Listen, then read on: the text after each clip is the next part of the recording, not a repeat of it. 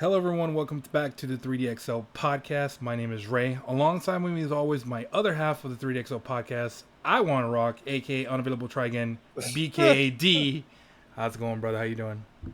Damn, bro, you just got a new name for me every time. I'm chilling. Hell yeah, man.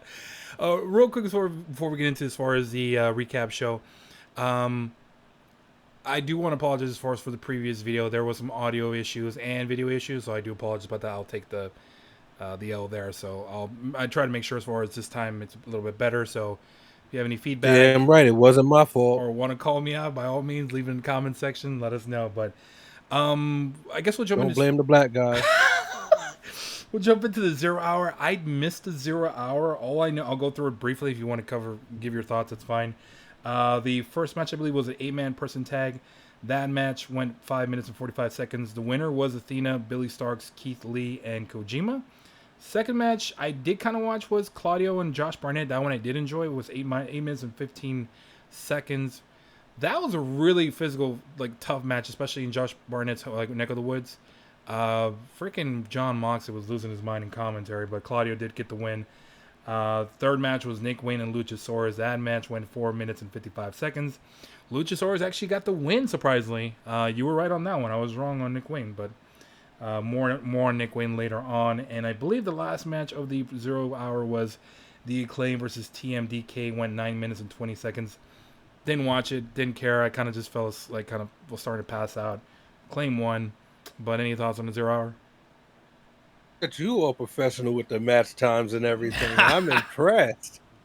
I mean, it was a decent 0 hour. I enjoyed it for the most part. I mean, That's to about me, all. I mean, it I would was have preferred they put good. the Barnett match over Starks and Wheeler Yuta, but I know you've heard me gripe about that match already, but I still don't understand why, but do your thing, pimping. all right. So we'll get into the main show. The first match to start off the night from the main card was MJF, your AEW World Champion, but defending the RH World Tag Team Championship versus the Righteous in a 2-on-1 handicap match. Man, this Way to match bury went another tag this team. match went 9 minutes and 40 seconds real quick. MJF did fine. He did get the crowd behind him. He did as far as kind of try to get the body slam attempt like over against Dutch. MJF did try as far as when he was competing against 2-on-1, try to go. There was a little sweet little clever spot where MJF was trying to reach for the tag, but no Adam Cole was there. MJF pretty much realized that he was pretty much had to overcome the odds on his own. There was some weird spots here, man, where MJF pretty much out healed the heels, I guess, even though he's the baby phase, where he grabbed this fucking Marilyn Manson looking dude by the nuts. And and it was he had this weird look on his face too, Vince, when he was like kind of having his nuts hold. Like the best thing I compared to was like freaking Friday After Next, where freaking Money Mike had fucking what's his name by the nuts with the pliers. But that's kind of like what I had to repeat here for. But Max, I'm a boy. exactly. Well, Max exactly. Max outworked the heels. As the babyface, as I said, he did go over the body spot slam. Crowd went nuts. And then there was a little part where he kind of tweeted this saying that he did in 70,000 fans, brother. But ultimately, MJF got the win. He pinned the Righteous by himself. I did not understand this. I thought this was a good time to actually get the belts off him, but you're correct. The way to bury their tag team division. But your thoughts on this match? That's it. Just way to bury their tag team division. The only spot that I really liked on it was his Hancock spot, where he basically said, "I'm gonna shove your head up his ass," And he and that was did. kind of what he did. So I mean, that was one of the only spots that I really liked because to me, you're burying your tag team division. You're not worrying about the world championship, and you're taking a an established tag team who now mean nothing. Why do I want to see the righteous? Well, that's all I really have to say about that. I wasn't interested in the match from the get go because I thought that it was unnecessary, and I really don't want to see MJF and Adam Cole as the Raw Ring of Honor tag team champions when MJF has the world championship. But hey, I'm not booking, so I it doesn't mean, matter. the only thing I can logically think of is that I guess they weren't the ones that were supposed to get the ROH titles off of MJF. I assume it's probably the Kingdom, but I don't know what the hell they're doing here. This was a golden opportunity for them to kind of take the titles off, and now they're kind of focusing more on the Triple B, where JY did come on and pretty much, I mean, he got his heat back from MJF by beating his ass in the middle of the ring, taking the Triple B. The belt looked good on him, but we'll get to more on that later Yeah, on. but the only reason that they're now pushing the championship is because Adam Cole is hurt, He got hurt, yeah. That you're right, and and that's what I've been saying this whole time. The world championship is an afterthought. I wasn't going to talk about this on the recap, but we did talk about this earlier offline, talking about as far as like how MJF as a babyface by himself without Adam Cole kind of lost his charm a little bit. He kind of comes off as a weenie fucking babyface now with these lame ass like puns and insult that he kind of came up with the ass boys and taint. What is it? Talentless taint. Freaking Juice Something Robinson. like that. I mean, this is stupid. And then Yeah, the tofu line, like it's kind of lame. I definitely want him prefer him as a heel. If he's gonna be this lame, he doesn't have the same charm as when he had Adam Cole. Like Adam Cole's kind of had him there and keep him in check all the times. But yeah, I don't know where they're gonna go with this. I think at Full Gear, I may possibly pick Jay White to beat him. I just want to see the world championship as a focal point. As it should be. That's that's where I am with this. It's not a focal point, and I don't care about them having a Ring of Honor Tag Championships. Very true. Honestly, to me, this match should have been Taven and Bennett, and they Yeah. should have won the title as the Kingdom. Yeah, but right now I think they were more focused. They were more focused on putting him in an Adam Cole segment with Adam Cole moving furniture. But whatever. Anyway, that's not my company. Anyway, any last words on MGF or any final thoughts? Not really. Yeah, we'll move on. Not much to say. All right, next match we had Eddie Kingston going against Shibata. This match it was for the ROH World Championship and the New Japan Strong Openweight Championship. It was mainly his titles going against Shibata. Shibata's ROH Pro Championship was not on the line as Dee corrected me on the last prediction show. But this was a that's match. only because the pure title has its own set of rules. Yeah. Yeah. But this match went 11 minutes even. It was a solid match. It was physical. I know I did enjoy it. I love Shibata. They were hitting each other. Every time I see Shibata take a hit, man, I am just hoping he doesn't have some sort of brain aneurysm or a brain injury of some sort and it kills him. Just so every day, brother, he should count his blessings. But they kind of at the end, Eddie Kingston did win. He did give the spotlight to Shibata. It was a classy move. The crowd really is, as far as pretty much gave him as far as an applause, and pretty much gave him this moment in the sun for a little bit. Like I love Shibata. I like him being used as far as pure champion. But hope we get more matches in AEW because I love Shibata. Any thoughts on this match? I mean, I really enjoyed the match. It was a hard hitting match. Eddie Kingston rocked him a few times with that spinning back fist. Oh yeah, I'm surprised at how many times he hit him in the head. I didn't think he was gonna just keep beating the shit out of him like that. But it was overall a good match. I definitely enjoyed it. It was what I thought it was gonna be. And I wouldn't have been mad if that opened the show. But after that MJF match, I was happy that it was something like that because, like I said, I enjoyed the match overall. Yeah, solid match overall, but I don't think it's time to beat Eddie. But I guess who would you put Oh, up hell no. at Full Gear? Like, who do you think should be challenging him next? I mean, I don't know. Being that it's a Ring of Honor title, you don't really have to have it at Full Gear. That's true, but they've been putting that damn title on every goddamn pay-per-view. Well, we'll see. Being I think they have a Ring of Honor pay-per-view coming up in December, so we'll see what happens. Yeah, we'll take a look. But the next match I thought was gonna be a buffer match was we have the TBS champion Chris Stanlander going against the Queen of the Undead Julia Hart. This match was surprisingly good. I did enjoy both females as far as their performance. Julia Hart has not greatly, but she's shown us some improvement. She's found in her niche, like going from the little, young as far as innocent cheerleader to this like being like I guess the mascot of the House of Black. Like she's definitely gone into her groove. She's found her niche here, and I like her. And I love Brody King being alongside her, kind of encouraging her and trying to intimidate Chris Stanlander. Um, it was a good match. I know the crowd was really into as far as Julia hitting the moonsault at a near fall, and she had this one part where Statlander was trying to fight her off the post, and she knocked her. Julia knocked down Chris Statlander, and Julia just kind of hung from the ropes. Kind of had like a Fiend moment or a Bray Wyatt moment, and that looked. It look, she sold me on that one, man. I'm sold on this gimmick. She's better, way better than she was 2 years ago for sure. Overall, though, Chris Statlander did win via pinfall. Um, Match went 9 minutes, but there was a spot where the crowd was really into it, especially when Jill hit the moonsault at the end with a near fall. But overall, Chris Yeah, Statlander won the she got her match. shit in. She did, but yeah, your thoughts on the match? No, Julia Hart just looked really good. I think it was a showcase more for Julia Hart than it was for Chris Statlander, showing how far Julia Hart has come. And she, like I said, she got her shit in, and you couldn't be mad at her. You couldn't be mad at the performance. I thought it was going to be a piss break match, but I was glad that I got to watch it because it was very entertaining and very enjoyable. One of the better women's matches that I've seen in in a little bit from AEW. Yeah, So I know. I think Julie Hart's actually taking some time off. She's yeah, she's getting married to Big mi- Shotty Lee Johnson. that lucky bastard. But I mean, good for her. Like I'm hoping that they do more with her. They gotta.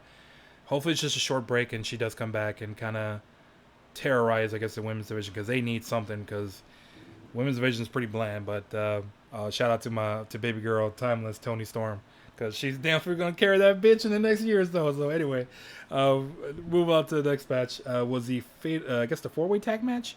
It was the Young Bucks, the Guns, Orange Cassidy, and Hook, and the Lucha Brothers. It was a winner gets AEW Tag Team title shot at any time. Um, Speaking of improved wrestlers, man, the Guns look good. I'm really happy to see them as far as like being out there. As far as even though it was a typical Young Bucks match, they didn't look lost. They got their spots in. Austin Gunn and his brother looked really good. The only person as far as it looked like they needed to kind of guide was Hook. There was that one crazy spot where Penta was holding Hook from the back and was doing the what was it? It's that pin and hole where Ray Phoenix like jumps up from the post and kicks the dude in the ass. You know what I'm talking about? The move. Yeah, I Like, don't know what it's called. but I think Nick Jackson got it. But uh, over as far as in this match, it was like I said, a typical Young Bucks party match. Ray Phoenix did have a work injury angle to protect him, so he was kind of taken out early. But overall, the Young Bucks actually got the win via pinfall. This match went 12 minutes and 40 seconds. I don't agree with the decision, but whatever. It's Tony Khan's show, so I think they could have put this on the Bucks, or not on the Bucks, but on the Guns. But any thoughts on this match? Yeah, I think that when you're doing things like Money in the Bank or title shot anytime, that heels generally or should are the ones who should have that. Seems like they're just doing this to get their one back against FTR, which I don't think that they really need. Because FTR has cooled off immensely right now, and I think that having the Guns terrorize them would have really made for a better storyline. I Yeah, mean, I don't really need to see the Bucks in the title picture, especially being that they have the 6-man tag team championships with Hangman. So why do we have to see them also, yeah, have the a shot at the tag team championships whenever they want? yeah. I don't know. It just seems like they're not. In the beginning, it seemed like they were trying to push younger talent and make talent. Now it just seems like they're going with the more established talent whenever they get the opportunity. Yeah. I don't get the why the Hung Bucks were the trios champion, and now they got the Bucks challenging for the tag team titles. I don't know what they're gonna do with that unless they turn heel and make it into a regular Bullet Club elite fucking group that are heels. Like, because Lord knows Omega needs a fucking reboot, and the Young Bucks a little bit as well. Hangman does definitely needs a reboot because he has. Well, we'll talk about Hangman in just a bit, but And yeah, the tag team division in general needs a reboot because who do you really have in this tag team division that you really care about watching at this point? They like bury every one of their tag teams. yeah, Every single one of their tag teams that they have out there, to me, don't really matter. It's like who matters in the tag team division I can't. I besides mean, the Young Bucks and FTR? that's it. It was the Acclaim at one point, but no, it's just They're doing their trios thing, yeah. so you don't really worry about them. You just buried the Righteous, who's a tag team anyway, Ring of Honor. You don't really see the Kingdom because they're doing stuff with Adam Cole. Mm-hmm. You have a thrown together tag team with Adam Cole and MJF. The Hardys are whack at this point. They're old. Um, I'm really trying to. I'm struggling to think of who's tagged them. They don't do anything with the Butcher and the Blade.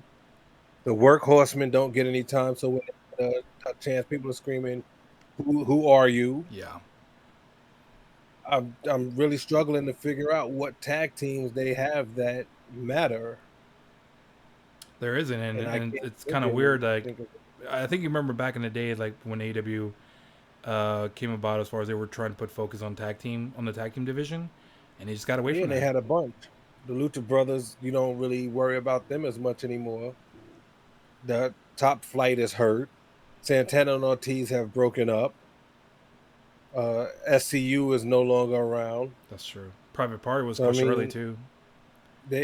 Mark Quinn got hurt, and you haven't heard anything about them.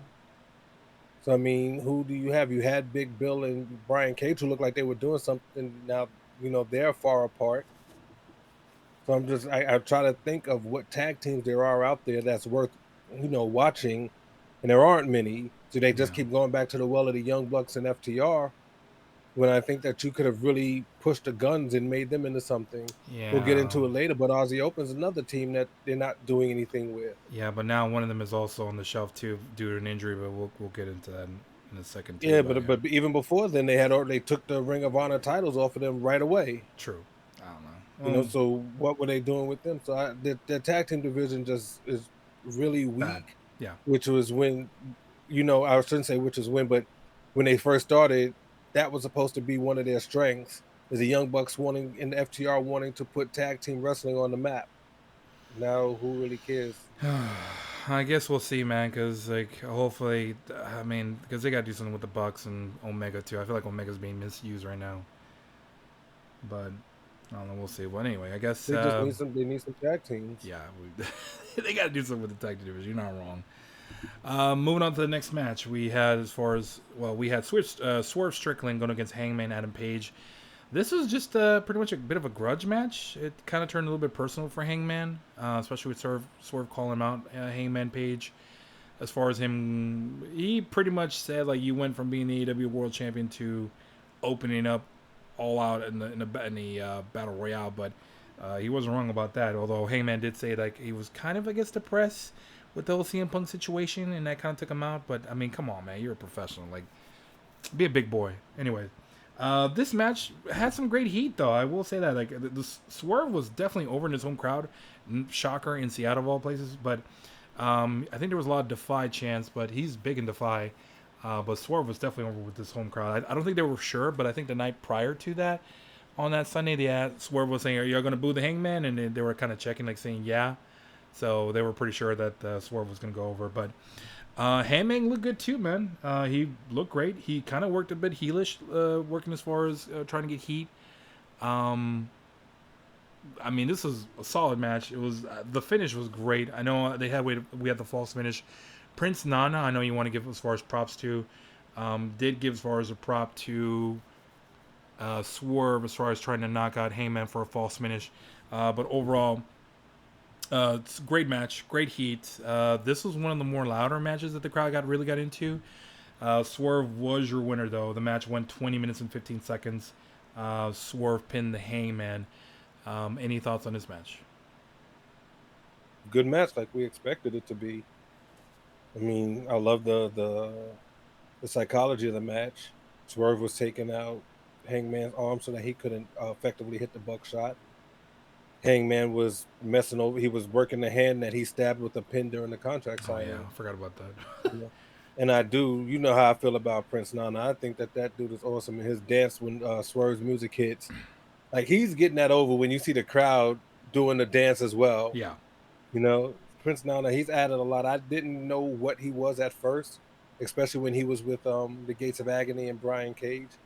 I had heard of him and I knew that he wrestled a little bit, but like I said, I knew really nothing about Yeah, Prince Nana. And same. now watching him and watching what he's doing, I'm enjoying his performance out there. Mhm.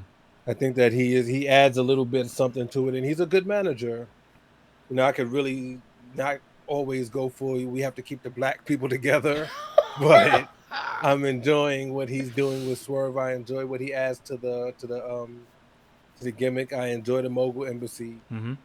So, I'm really enjoying it. And like I said, the match overall, when you have two people who are really good like that, like Hangman and Swerve is over everywhere he goes.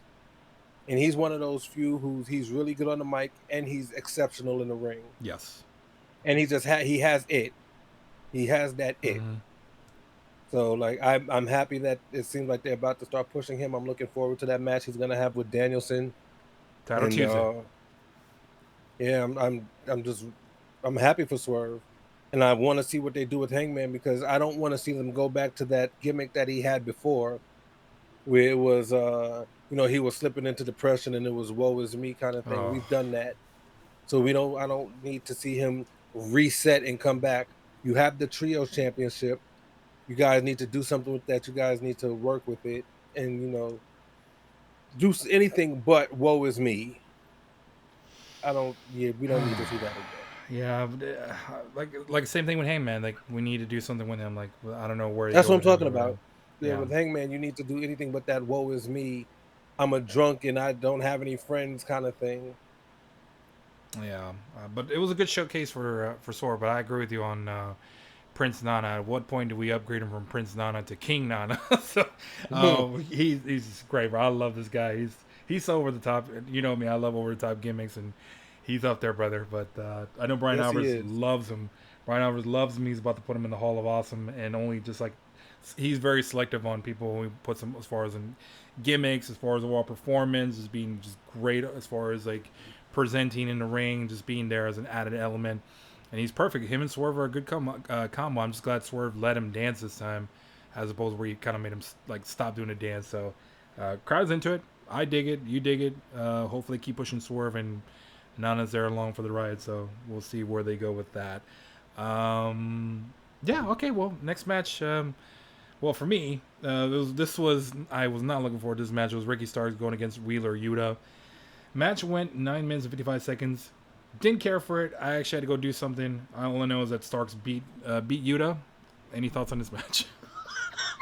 Yeah, like I said before, for all of the people who say, "Oh, I'm not Swerve. Ricky Stark should be doing more." I agree. He should be doing more. But who would you have had him face in this pay-per-view? Mm-hmm. You want him on the pay-per-view. Everybody would complain if he wasn't on the pay-per-view, right? Yeah. If Ricky Starks didn't have a match, you'd be like, how come Ricky Starks isn't on the pay-per-view? There's nobody right now who you can really put him in a title shot with. The international title was in the tag team 4-man. The TNT title was being defended on this pay-per-view. Mm-hmm. Samoa Joe, I don't know where he is, but Ricky Starks doesn't really do ROH stuff. So who were you going to put him against that can take a loss, that was going to give him a decent match, and that was going to keep his storyline going? Because don't forget, at the end of the match, he was staring down Jon Moxley. Jon Moxley is going back for that international title. Yeah. So we'll see what happens. Because remember, Ricky Starks also bled with Brian Danielson. So I don't know where they're gonna go with this, but there's a lot of stories that can be told from him, fighting the BCC. So, like I said, I understand where everybody says, "Oh, what he should be doing better." Okay, but what would you have had him do? Who would you have had him fight that he can just beat up and take that win from? You know what I'm saying? I And have no nobody's one. been able to really Yeah. answer that. So this got him on the card. It got him a match. It got him a showcase. It kept him in a feud with the BCC, and it got him a win. Mm-hmm. So, like I said, I don't understand where everybody's gripe is. Like I said, do we want him to be doing more and doing better? Yes, of Yeah. course. Yeah.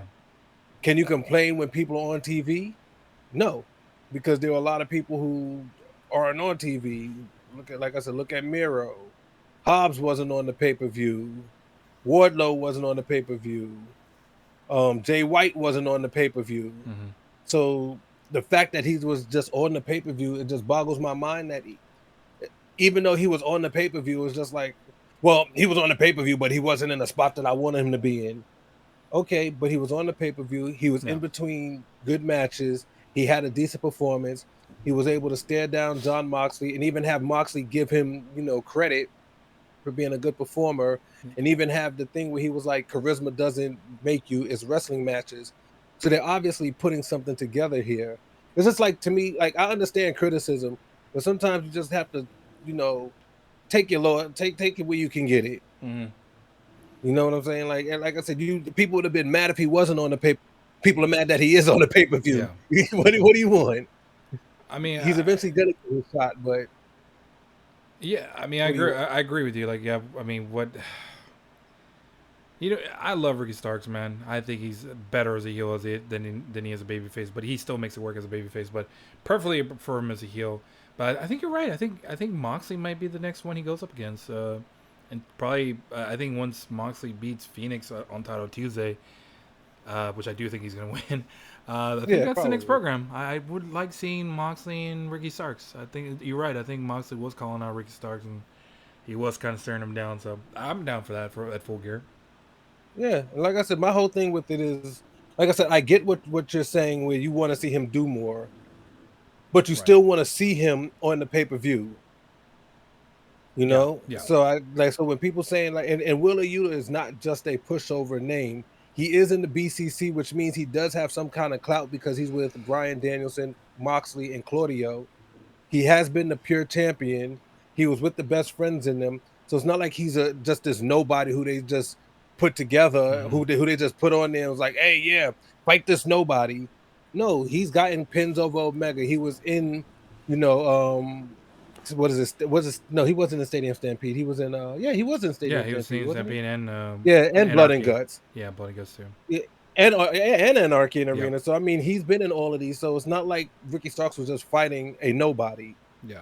And I just think that people lose sight of the fact that it's kind of like, and I hate to bring up WWE on a AEW pay-per-view, but we complain about people not even getting on pay-per-views and not getting airtime. And here you are, they're making sure that one of the stars who are up and coming is getting airtime and getting on a pay-per-view.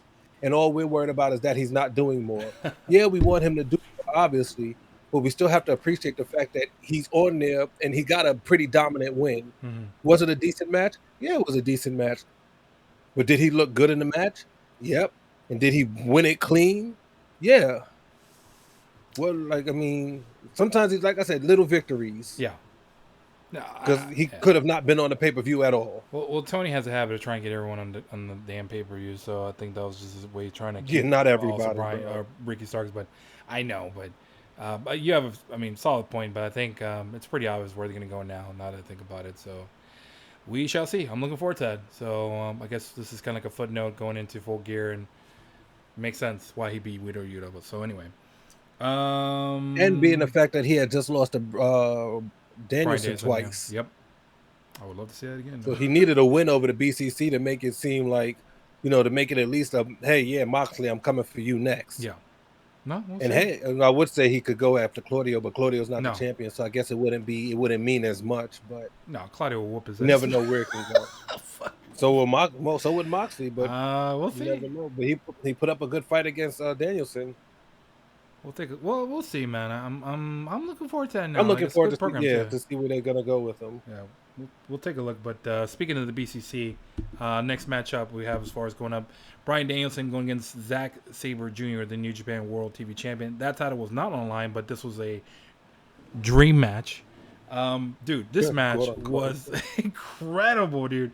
I love this match so much. The selling by both guys, the technicality was awesome. Zack Sabre Jr. was being a vicious little prick, but so was fucking Brian Danielson. This dude, it was mostly a technical match, but it started becoming more and more physical later on. The finger manipulation, as fucking what's his name likes to put over the color commentator. God, it's escaping me right now. The one that was siding with Ooh, You know what I'm talking about, right? Nigel. Nigel McGuinness, yeah, he was all over fucking Zack Sabre Jr.'s dick in this match. But, dude, Zack Sabre Jr. was awesome. He held his own for sure. Like I said, it was supposed to be a technical match. Commentary was good here too. Yeah, yeah. Because Moxley was out there for that too. Although Moxley sounded like he was drinking out there. I don't know, man. But even Nigel was telling me, "Hey, take a breath, bro. Take a breather, brother." It just seemed like he was excited. He was, and he was into it. Yeah. It might have been a dream match for him too. You know that he loves wrestling just like the rest of us. Oh yeah, he's a big MMA fan too, man. He loves hard hitting matches, MMA. Like he was getting up for this match. That might have been a dream match for him as well. That shows a dream match overall. Like this was definitely up in contention for match of the year. I know Meltzer was high on the match, but he took his headset off and cursed and everything. Hell yeah, he was telling him kill that motherfucker or some shit. But Brian did work his. They were working the right arm because he just came back from surgery. As far as him being hurt, there was a spot where him and Zack Sabre Jr. were exchanging European uppercuts, and Brian was using the left, and Sabre was really fucking egging him on, like, "Why don't you use your right, pussy," or whatever. And he definitely used his right. And holy fuck, did he rock him? But dude, I love the European uppercuts to the right arm. Yes, yeah, but overall, it's like, dude, it got physical at the end. Bryan Danielson was beating the shit out of this dude. But your winner, the match went 22 minutes and 45 seconds. Bryan Danielson was victorious, getting the pinfall at the end.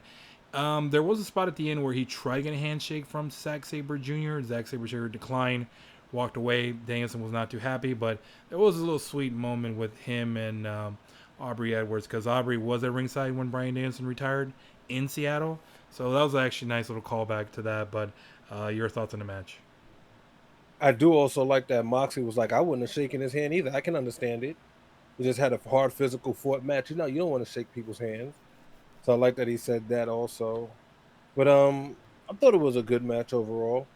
I thought that being that it was 22 minutes, they were still doing reversals and things going into the, to the end of the match was pretty impressive. Mm-hmm. You know, like even at basically the 20-minute mark, they were reversing holds. It was a really good technical marvel. Yeah. I wish they would have done this with Shayna and Ronda. If they did something like this, that'd have been fucking great to watch. Yes, that's what they should have done. Yeah. But they didn't need the bullshit that they did. But yeah, that's a story for another day.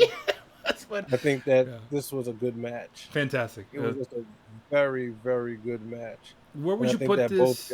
Where would you put this as far as like top matches of the year? Is it in the top 10? Man, it's definitely in the top 10, but I don't know. I'm glad that I'm not the one who votes on this kind of stuff because I don't know. I'm down to do a top 10 match of the year if at the end of the year if you're down. Sometimes I get so indecisive on these things because I'll put a match somewhere and then I'll remember something amazing from another match and I'm like, no. This match had this and this should go here. So yeah, no. I just enjoyed the match overall. We'll revisit that closer to the holidays around the end of the year or closer to mid-December or so. So we'll see. But yeah, this was a great match. This was the first match announced. This was worth the admission to pay for the pay-per-view, in my opinion. But was it a match of the night? Yeah. Okay, I'm done with that. All right. Yeah, it was. To me, it wasn't even close. But dude, I don't know what else you would try to put in that match of the night category with that match. This match went 22 minutes and went by fast, and I just enjoyed every one of it. The next match also went. It depends on who you are. Well, the next match, 22 minutes and 45 seconds, was the. 22 minutes and 35 seconds. The Golden Lovers and Jericho going against the Don Callis family. Man, this one was a bit of a slug of a match. I did not enjoy this as much. The Don Callis family was definitely more enjoyable, but Kenny Omega had to carry this match, bro. Jericho looked okay. Ibushi didn't look as good. He looks a little bit better, but the match was fine, I guess, overall. Will Ospreay should have been, as far as showcase, a little bit more. He had his moments that I have as far as the graphic, him just super kicking Ibushi, but just shout out to Takeshita, man. I love this dude. I mean, I just love seeing him just killing these blokes. Like, but look who came around. Look who came around to my side. Dude, like freaking a couple years ago when Ibushi was like, what was it, Zombie Ibushi or Nightmare Ibushi, whatever you want to call him. He was working the Don Callis family. He took out Will Ospreay.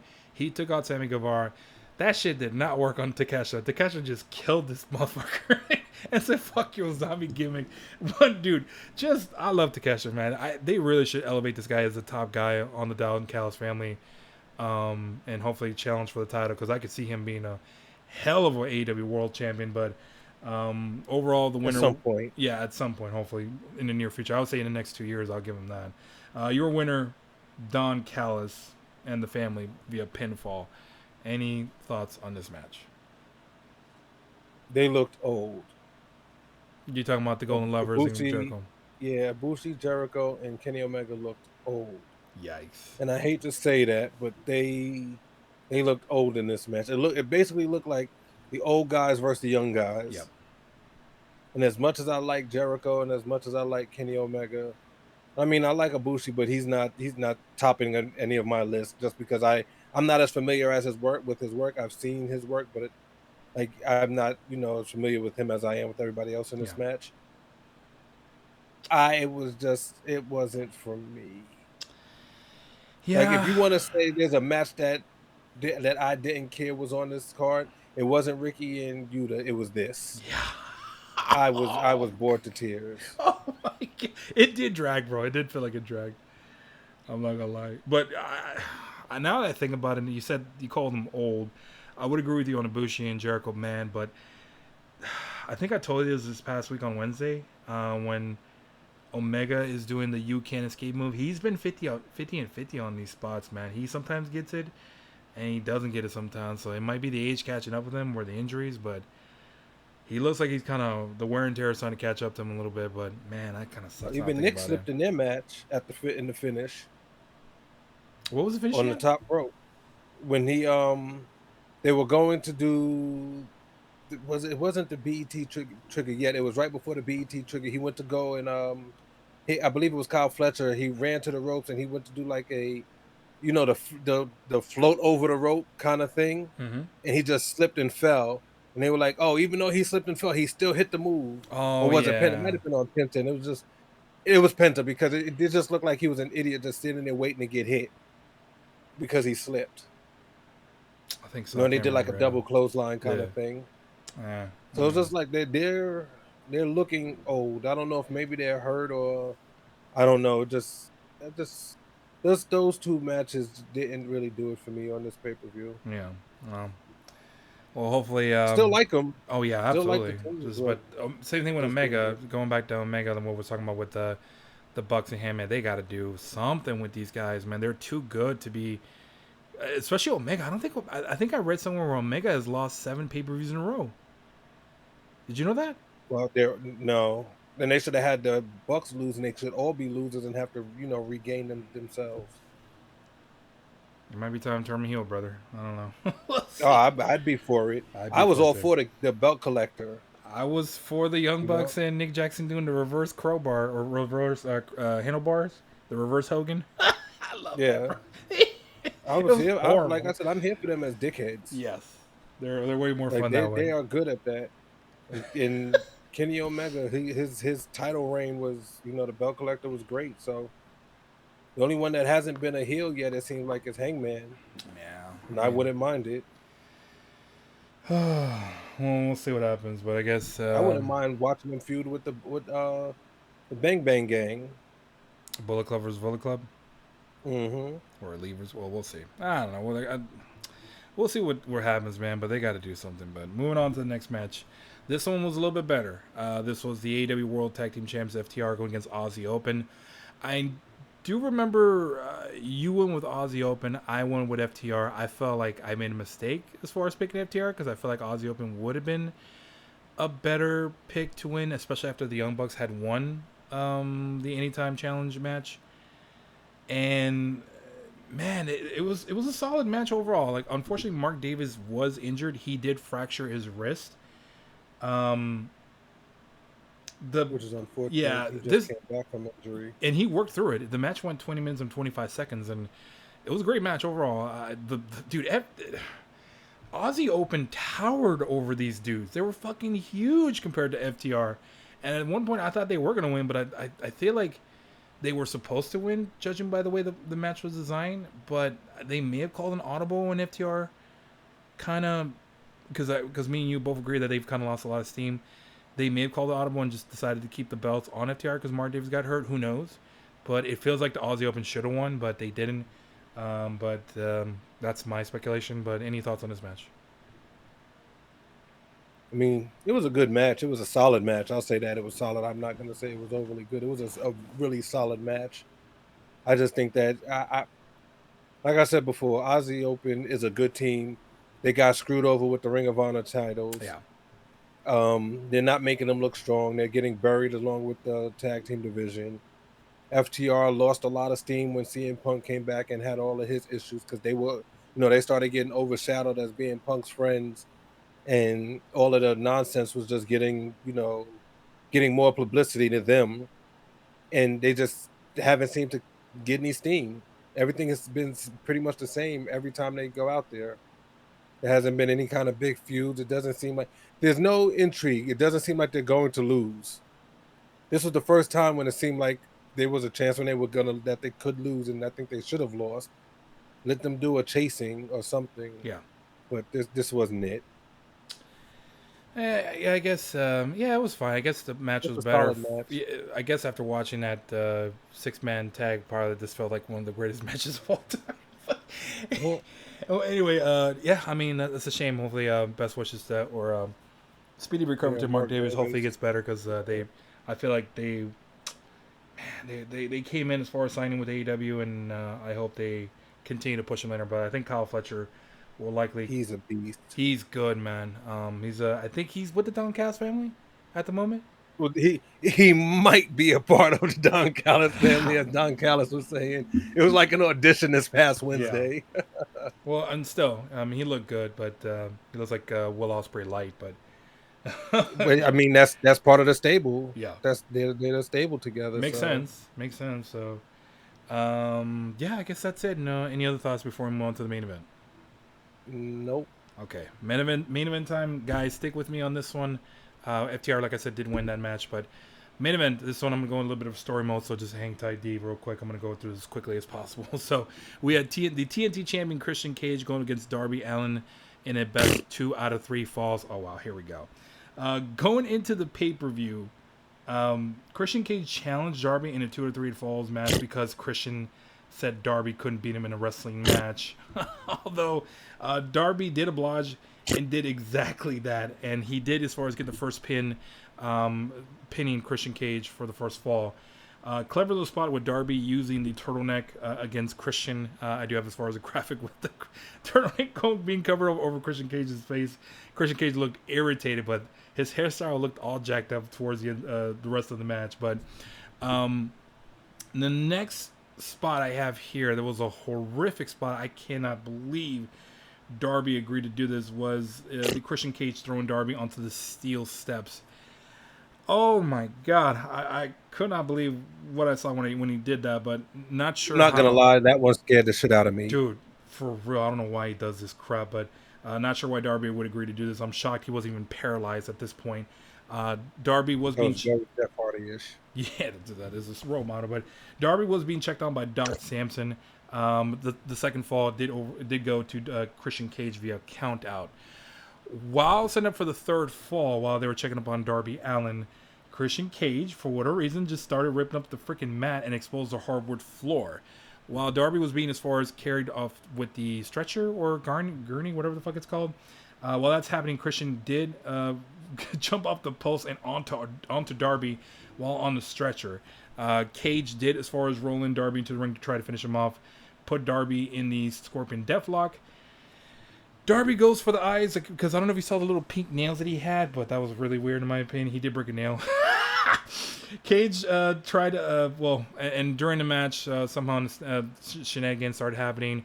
Christian Cage did spear the referee, knocked out the referee for a while, and then this is when things started really getting interesting. Cage tries to go for the TNT title. Nick Wayne does a run-in.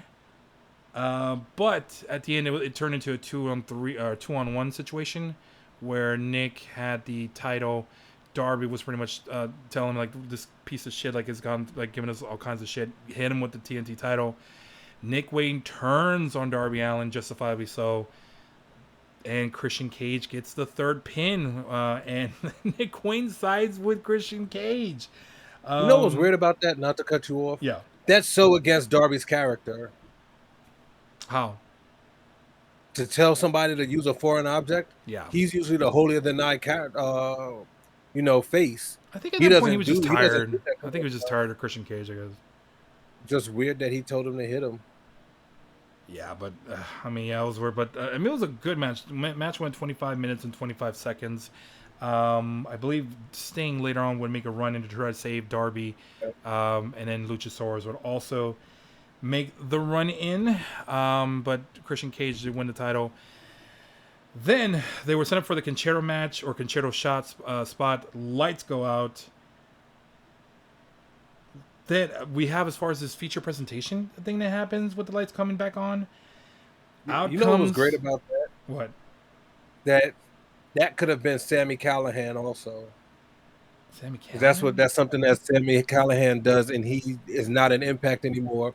True. So that was kind of like is that Sammy Callahan coming to help Darby? I don't think it So would I have been like as how they did. I don't think it would have made much of an impact as Adam Copeland did, but Oh, of like course not. yeah. But it was still a cool moment because you didn't know if it was Edge or Adam Ye- Copeland, whatever. Yeah, well, as soon as the lights come back, the Rated R Superstar made his AEW debut with his old WWE song, the Metalingus, which kind of surprised me. But Copeland did meet up with Christian in the cage. Cage had this look of confusion on his face, like he was surprised to see him there. Um, Essentially, what happened is Copeland asked asked for the chair, and essentially what happened was a swerve. Instead, Adam Copeland turns on Nick Wayne, swings the chair at Nick Wayne, throws it at Luchasaurus.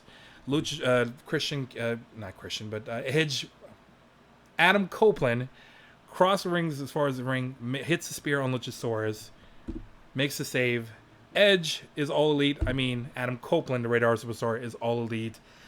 That's a lot to unpack, but overall, what were your thoughts on this match and the debut of Adam Copeland? I thought the match was good. You know how I feel about Darby.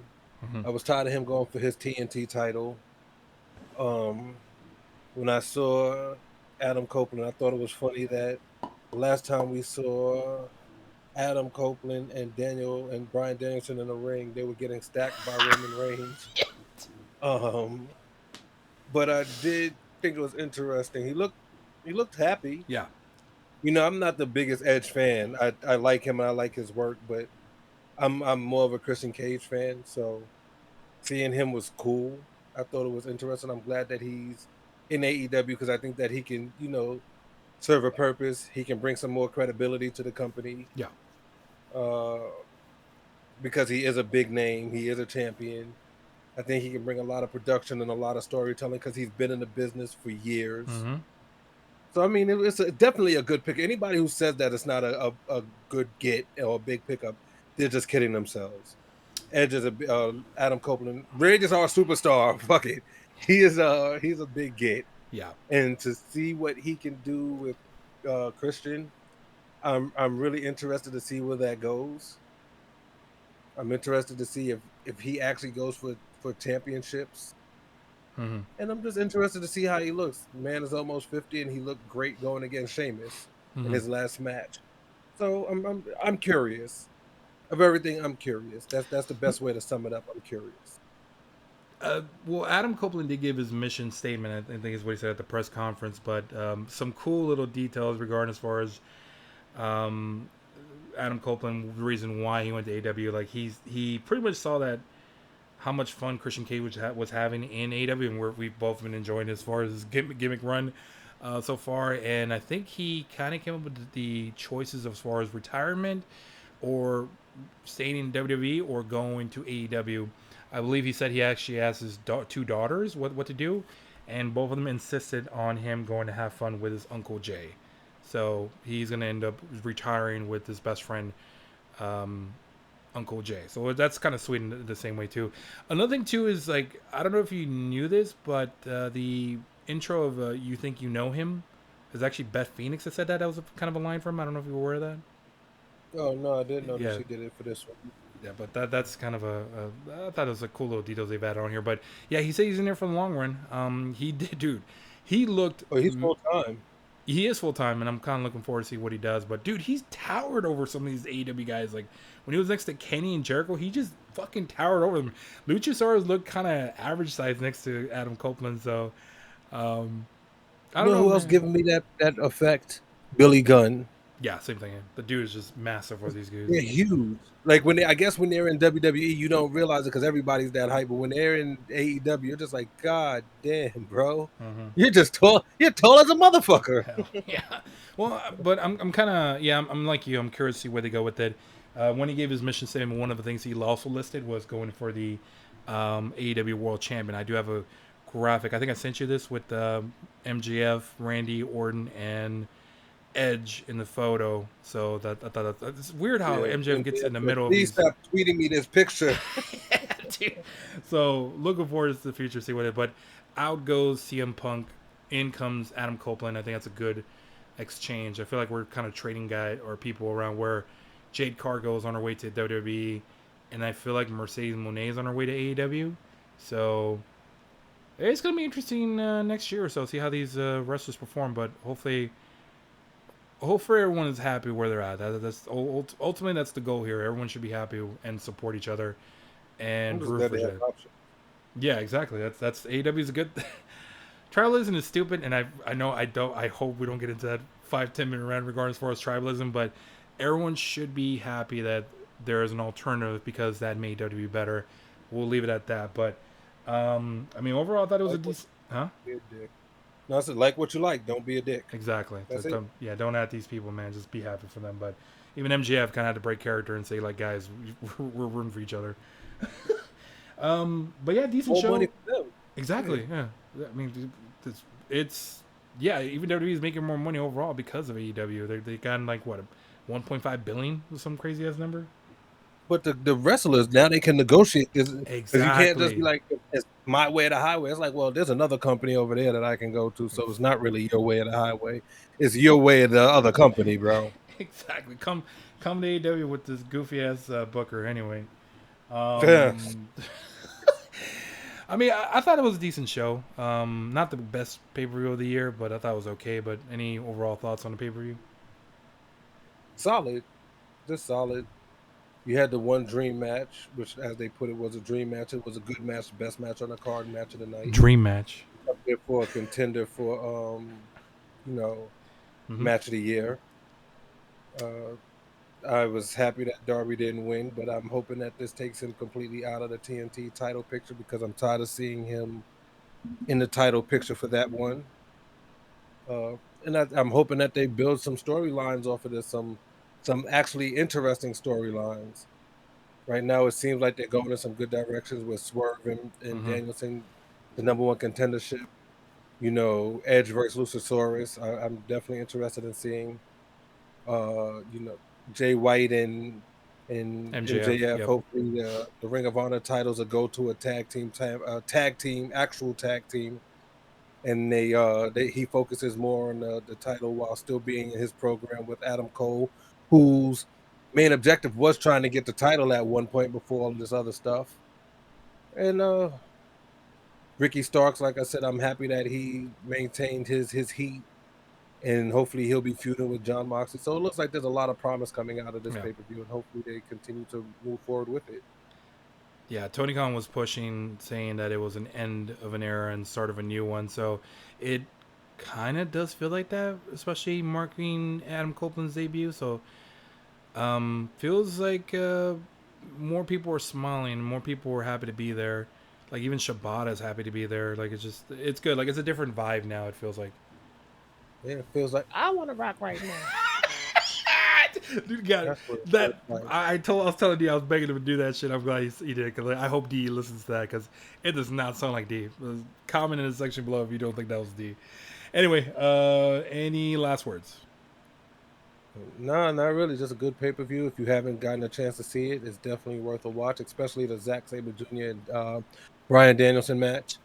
I would go out of my way to see that match, Yep. especially if you like technical wrestling and a lot of reversals and a lot of hard hitting too. Because let's not, mistake it like it was just a technical match. It was a lot of hard hitting Mm. in that match. The And yeah, no. Hmm? I thought you were going to bring up the other match as far as from the other brand that you should watch as well. Which one, the Claudio and Barnett No, match? no, Ilya Dragunov and Carmelo Hayes. Oh, I wasn't even thinking about WWE, but yes, that's definitely Yeah, a good match. That was really worth it taking a look at. I don't want to spoil who won that match, but it was definitely, if you haven't seen it and you're into NXT and WWE, that's definitely a match to go see. Ilya Dragunov is a great, great wrestler. Carmelo man. Hayes, we know what he is as a champion, but Ilya Dragunov, his matches with Walter is what really got me noticing him. And he puts on hard hitting matches and takes a lot of punishment, deals a lot of punishment. And that match was something to watch. That one Yeah. and the Becky Lynch, Tiffany Stratton match. Well, We had some good matches over the past couple weeks. well, since we brought up, I guess NXT, important little note for those of you guys who are AEW fans and NXT fans. Title Tuesday, this coming Tuesday, is going to be really, really. These two brands are hell bent on trying to beat each other in the ratings. So I believe John Cena and Paul Heyman and Oscar are going to be in the NXT brand. Becky Lynch is going to be there. Cody Rhodes as well. AEW has their nice little match lineup with Adam Copeland going against Luchasaurus. I think we had Jay White and Swerve Hangman. Brian would be so good. Which one? Swerve and Right. Danielson. Oh, dude, that's gonna be good. So that is. Gonna be so good. I may have to crack a 6 pack to watch those matches though.